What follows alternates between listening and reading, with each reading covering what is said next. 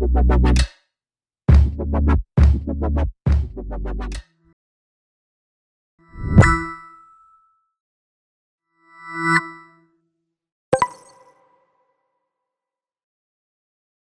I absolutely love that your advice on sometime, for creative people, we tend to overthink everything, right?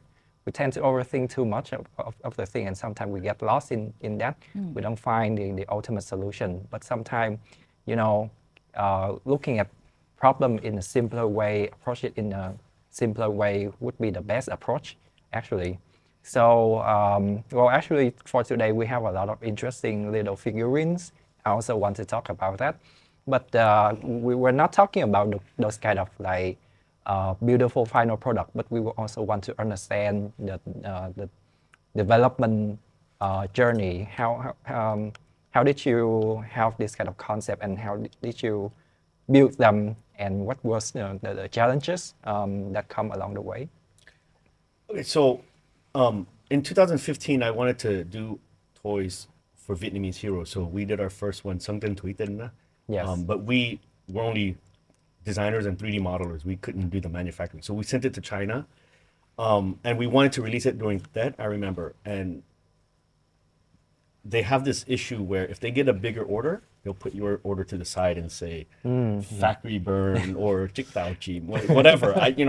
And it was out of our control. And this happened to us time and time again. And so finally, around 2017, 18, enough of this. So we decided to build our own factory. And it took us a long time to figure out how to do the mold, right? Because so our design process is we do the 3D concept, 3D model, then we 3D print it with resin, and then we put clay to define the edge of the mold.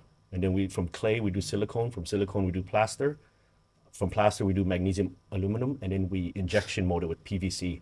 So we have that whole process now in-house, our own factory. So that's how we came to that. And it took us since 2017, 7-8 years to get everything down. So we got that down.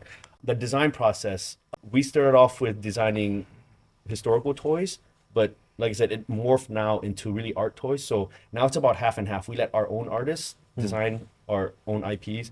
We also take jobs from outside, and commissions. So like you see, this character here is a commission of a singer. That Hessman Votron is another commission that we did. So we do a lot of commissions, but we also do a lot of in-house. We have the little banh mi toy, right?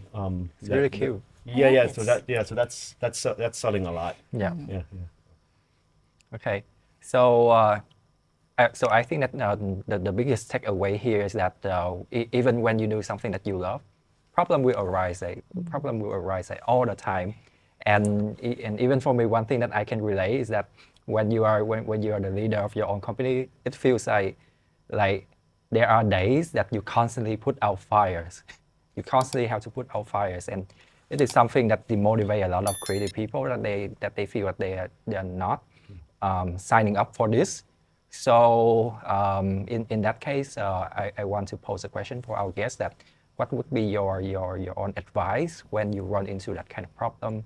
What are some tips that for creative people who are thinking of building their own creative empire? What would you say to them? Maybe Tom, you can share first. Yeah. Okay. So at an earlier age, you can only be good at one thing, right? You're either good at business or creative. It's very rare you'll find someone who can do both. You can, but it's rare. But over time, you have to find that other person. Or like with me, I'm old, so I've learned to become good at both. But it took 20, 25 years, right, of going back and forth and having. But when you first start, it's a big hurdle. So if you're a creative person, find someone who loves numbers, right? And that was my big mistake, because I was so creative, I couldn't fathom that there were people out there who were addicted to numbers and who love to do paperwork. Like, people like that exist. But when you find people like that, it's beautiful, because then they always do that, and then you can focus on that. But over the years, you learn to once in a while dip your toes in the other one, and then you get good at both. So that's but don't attempt to be good at both when you first start out. You don't have the mental capacity to do so. Yeah. Yes, thank you. So what about you, Miss Joe? What is your advice for young creators? As I'm studying professional communication, so I advise that you can consider to learn communication major of RMIT. So where I can like develop both sides, because communication is a bridge. You know, like when you want to go somewhere from this place to this place, like you have to be, you love creative, but like you love business, you can build a bridge of them. Don't try to like step one leg here and one leg there, or you can be good at both.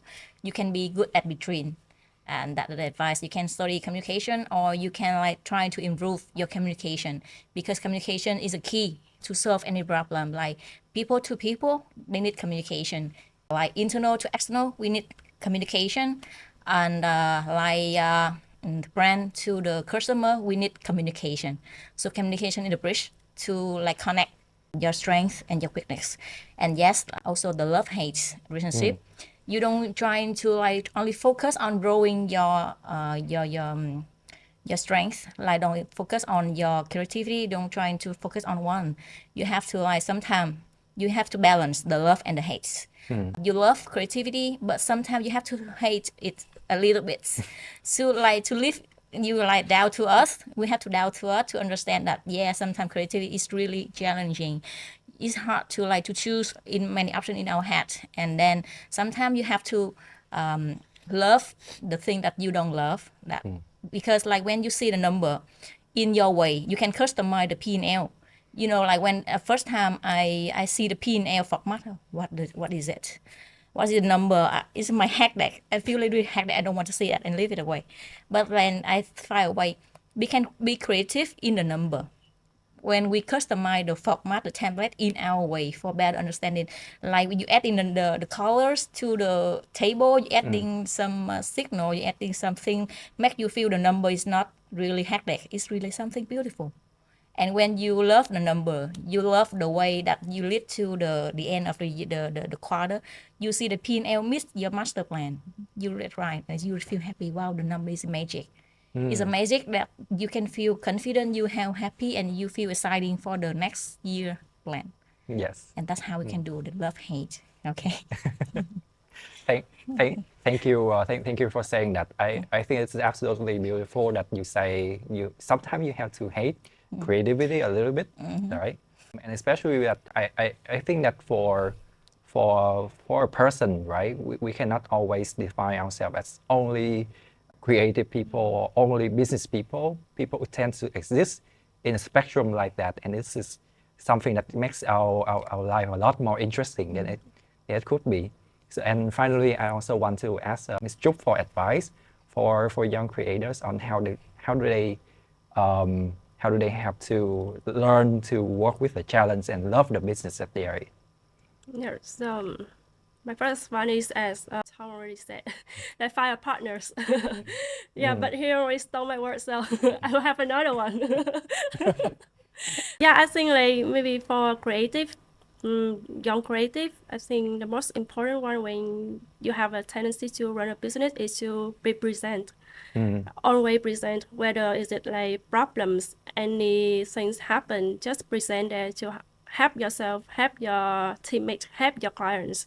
Because like if you try to keep silent, maybe you miss the deadline, you have some mistake on the drawing, something like that, and you try to keep silent, not to solve the problem. That's just keep things like harder for you in the future. So be presented and be transparent. You have difficulty during the design process, you miscalculate the hours, you want to add more, just like be honest and be transparent with the clients. They will understand, and at least they will appreciate your honesty.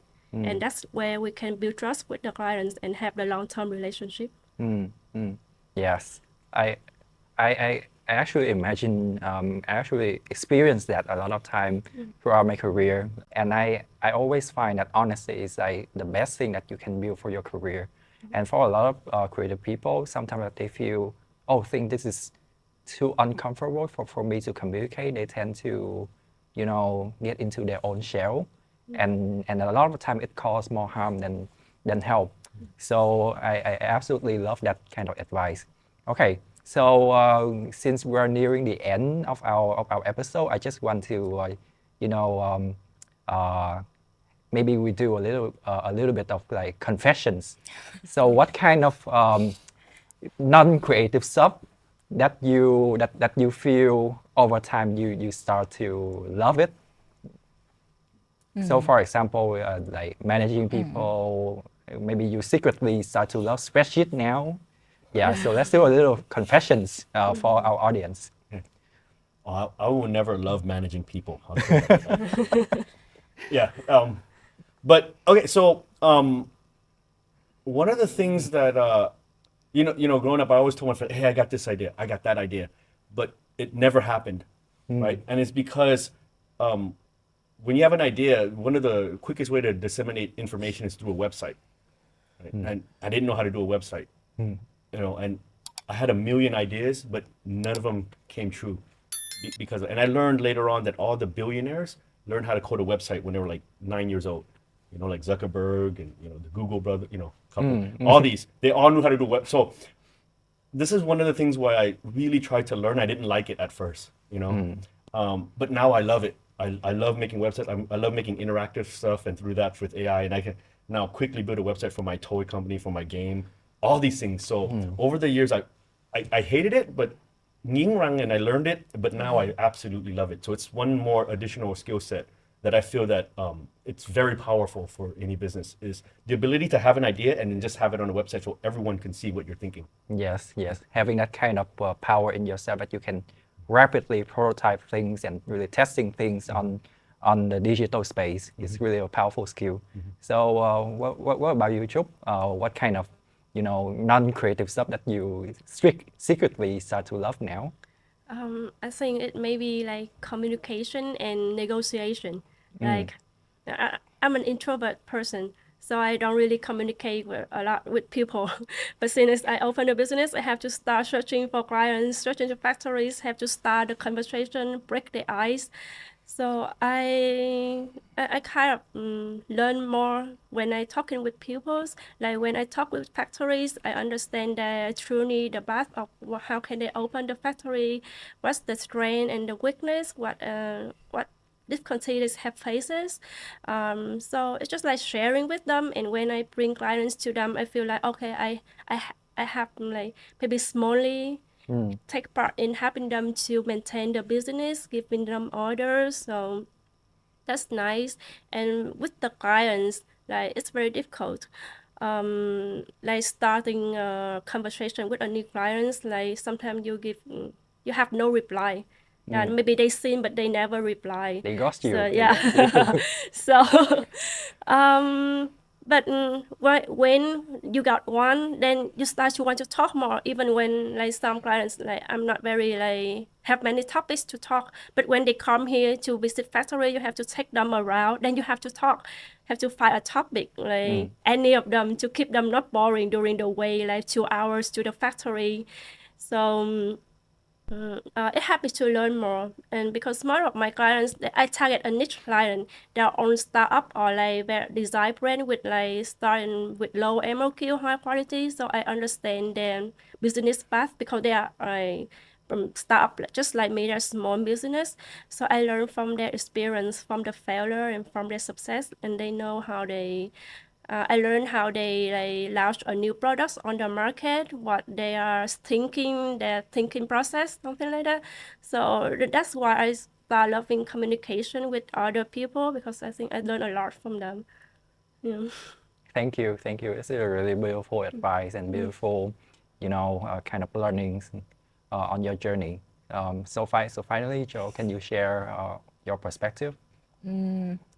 To me, the things that I'm finding like I'm loving deeply now, beside the creativity that I would like, I have an R&D team. They can like help me to be creative.